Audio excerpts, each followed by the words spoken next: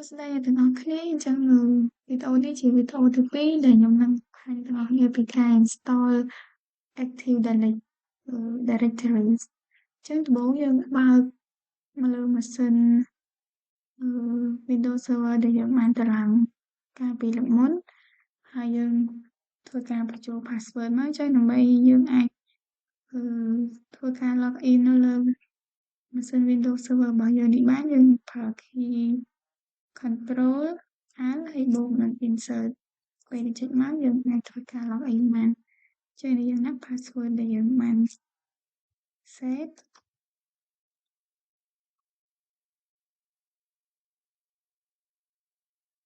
ចឹងនៅពេលដែល log in ហើយយើងចូលមកកាន់វានឹងបើក server manager នេះយើងនេះ clear នេះចេញ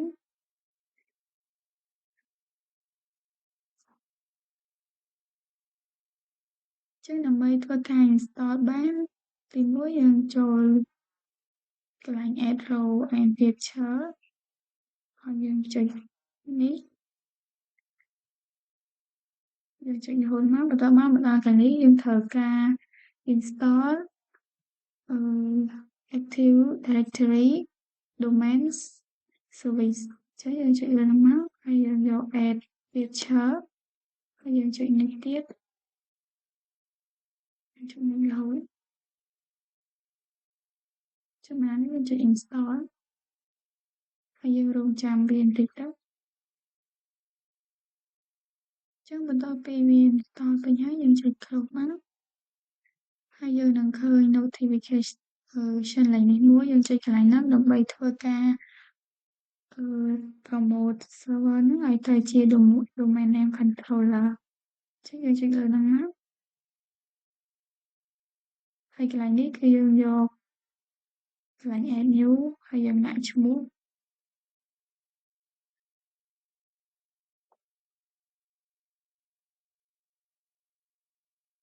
យើងចុចនេះបន្តទៀតអញ្ចឹងបន្តមកយើងធ្វើការដាក់ password ទៅលើ Active Directory របស់យើងហើយកន្លែងនេះមានន័យថាបើសិនជាយើងយក Windows 16មានន័យថាបើ Windows ក្រោម16អត់អាច join domain បានទេអញ្ចឹងយើងដាក់ password ឡើងនេះ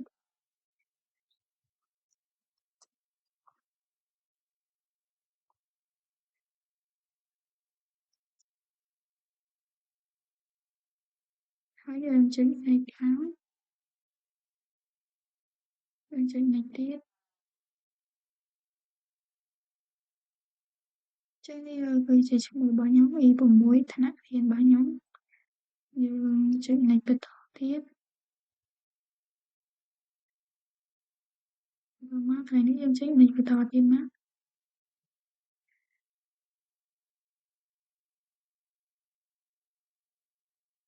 ដល់កន្លែងនេះយើងចុច install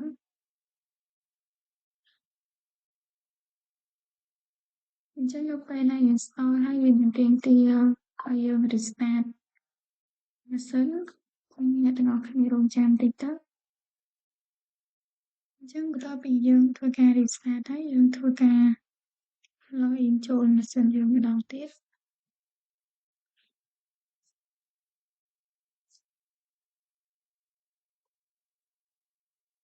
អញ្ចឹងយើងនឹងឃើញ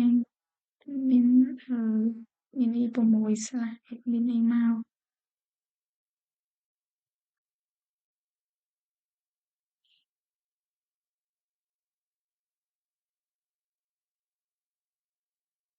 អញ្ចឹងនៅពេលដែលយើងចូលមកម៉ាស៊ីន server របស់យើងនេះយើងនឹងឃើញមានកន្លែងដែលយើងអាច add user របស់យើងបានចឹងនៅពេលដែលយើងចូលមកដល់កន្លែង Windows Tool ហ្នឹងយើងនឹងឃើញមាន Active Directory User and Computer បើយើងត្រឡប់អត់ជោគជ័យទេយើងក៏មានអាហ្នឹងដែរចឹងនៅពេលដែលយើងចូលមកដល់កន្លែងហ្នឹងយើងនឹងឃើញ domain ដែលយើងបានដាក់មិញចឹងមានថាការ install របស់យើងជោគជ័យហើយចឹងយើងនឹងជួបគ្នានៅវីដេអូបន្ទាប់ខ្ញុំនឹងបង្ហាញរបៀបនៃការ join domain